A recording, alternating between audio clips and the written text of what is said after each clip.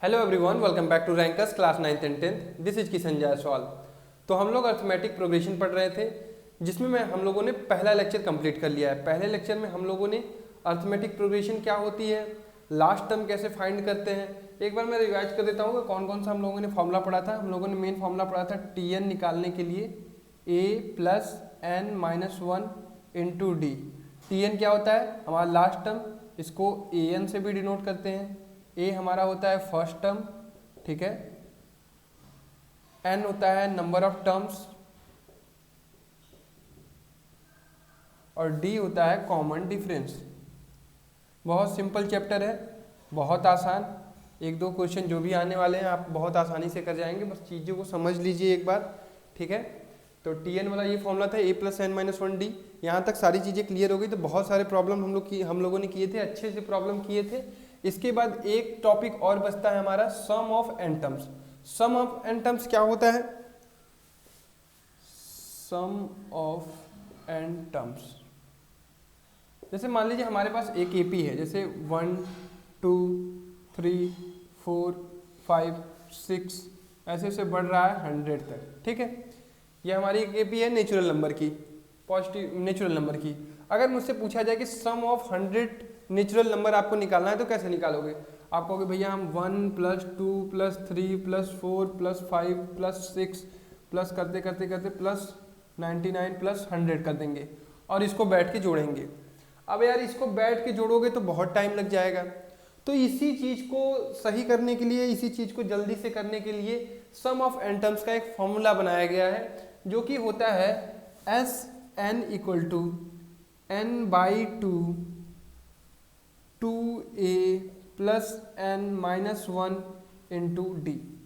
अब देखो ये फॉर्मूला है, इसमें कंफ्यूजन कहाँ होता है? आप लोग 2a छोड़ के a plus n minus one d याद कर लेते हो, क्योंकि यहाँ पे जो Tn पढ़े थे आप लोगों ने, वो क्या पढ़ा था? Tn equal to a plus n minus one into d पढ़ा था। तो इसमें बहुत बच्चे क्या करते हैं, एग्जाम में Sn इक्वल टू लिखते हैं n by two a plus n minus one D.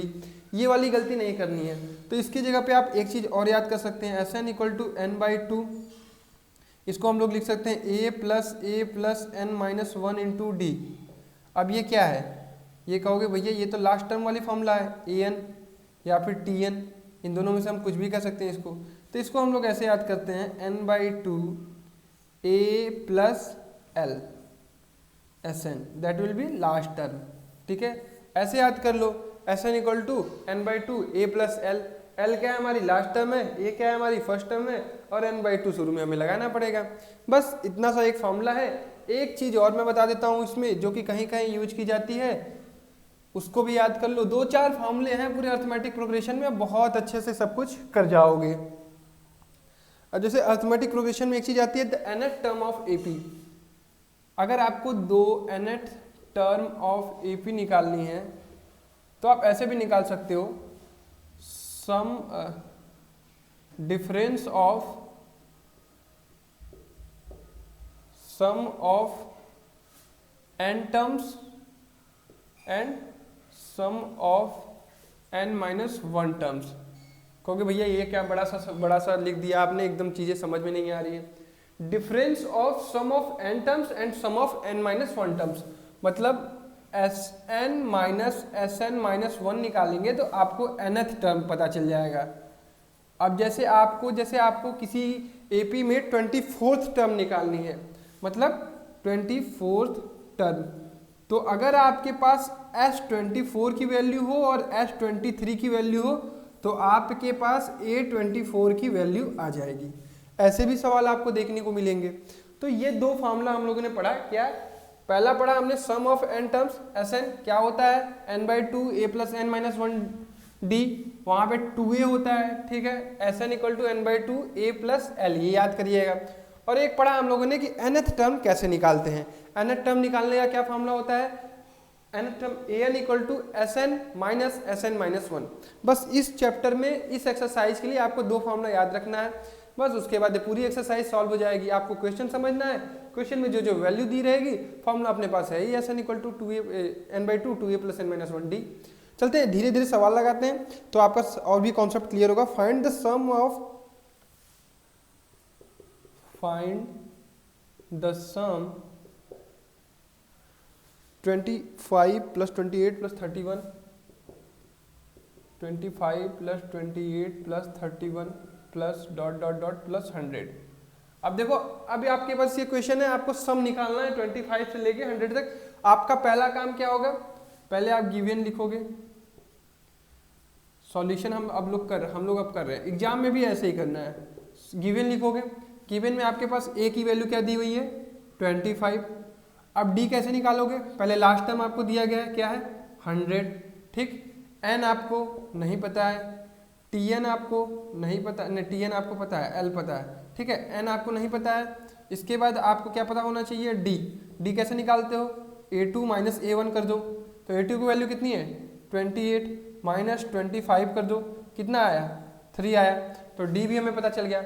अब अपने पास फॉर्मूला क्या होता है, Sn = n/2 A + L।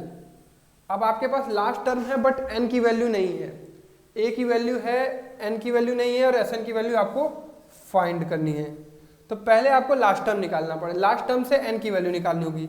तो लास्ट टर्म क्या है हमारा, फॉर्मूला क्या होता है Tn = A + n - 1 × d। अब आप लोग जो पहली एक्सरसाइज में फॉर्मूला पढ़े थे वहाँ का भी कॉन्सेप्ट आपको कहीं कहीं यूज करना पड़ेगा, तो उसको भूलिएगा मत। Tn की वैल्यू कितनी है 100 = A की वैल्यू कितनी है 25 प्लस n की वैल्यू आपको फाइंड करनी है n - 1 × d की वैल्यू आपने निकाली है 3। अब एकदम धीरे धीरे प्रोसेस को इसको सॉल्व करेंगे। 100 - 25 कितना आएगा 75 = n - 1 × 3। 3 से इसको डिवाइड कर देंगे तो ये आ जाएगा 25 n - 1, तो n की वैल्यू यहाँ से कितनी आई 26। बस अब आपका क्वेश्चन सॉल्व।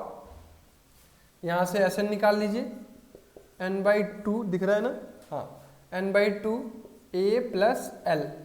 n की वैल्यू आपने कितनी निकाली 26/2, A की वैल्यू 25, L की वैल्यू 100, ठीक। इसको डिवाइड कर देंगे तो ये जाएगा 13, और इसको ऐड करेंगे तो ये हो जाएगा 125। ये हो जाएगा 13 5 = 65, 6 कैरी, 13 × 26, 32, 3 13 × 13, 3 16, यही आपका आएगा आंसर, ठीक है। इस तरह से क्वेश्चन, हाँ ठीक है, ठीक है, तो इस तरह से हम लोग करेंगे 1625, ये होगा हमारा आंसर। तो इसी तरह से हमें क्वेश्चन को सॉल्व करना है। आपके पास बेसिक चीजें दी रहेंगी, उसके बाद आपको जो भी क्वेश्चन में पूछ रहा है उसी के तरीके से क्वेश्चन को सॉल्व करना है। अब देखते हैं नेक्स्ट प्रॉब्लम।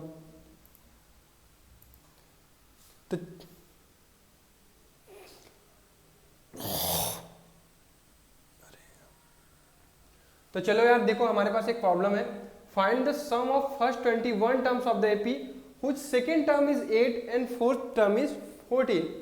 अब हमारे पास क्या करना है, हमको n की वैल्यू दी है कितनी 21, हमारे पास और क्या दिया हुआ है t2 की वैल्यू दी हुई है, कितनी दी हुई है 4 दी गई है, 8 दी गई है सॉरी, ठीक है। और हमारे पास दिया गया है t4, इसकी वैल्यू कितनी दी गई है 14 दी गई है।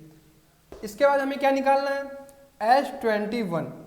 आप कहोगे भैया इसमें ना तो हमें A दिख रहा है ना तो D दिख रहा है, अब हम लोग लगाएंगे कैसे, ना तो L दिख रहा है। फॉर्मूला अपने पास क्या होता है Sn = n/2 2A + n - 1 × d। जितनी बार फॉर्मूला लिखेंगे उतनी बार उतनी ही जल्दी आपको याद हो जाएगा। तो यहाँ से आप लोग क्या देखते हैं, T2 आपको निकालना होगा तो क्या करेंगे A + 2 - 1 × d, तो ये हो जाएगा A + d, इसकी वैल्यू कितनी है 8, एक इक्वेशन यहाँ से आ जाएगा। और क्या कर सकते हैं, इसको देखते हैं A + 4 - 1 × d, मतलब A + 3d = 14 आ गया, एक इक्वेशन ये आ गया। अब pair of linear equation in 2 variable पढ़ा ही होगा, इसको और इसको सॉल्व कर देते हैं। A + d = 8, A + 3d = 14, subtract कर दो, ये कैंसिल, यहाँ से -2d = -6, तो d की वैल्यू कितनी आई 3 आई, ठीक है। यहाँ से d की वैल्यू आ गई, किसी भी इक्वेशन में रख दो, इसमें रख दो, तो a की वैल्यू क्या आ जाएगी 5। बस a पता चल गया, d पता चल गया, n पता चल गया, अब तो आंसर पता चला गया। तो Sn निकालते हैं, n की वैल्यू कितनी दी गई है 21/2, ए की वैल्यू कितनी निकालनी है हमने 5 प्लस यहाँ पे देखो 2 छूटे ना 2 into 5 n minus 1 20 minus 1 that will B 20 into D की वैल्यू 3। अब इसको सॉल्व कर लो धीरे धीरे 21/2 2 5 10 प्लस 60 70 35 इंटू 21 यहाँ मल्टीप्लाई कर लो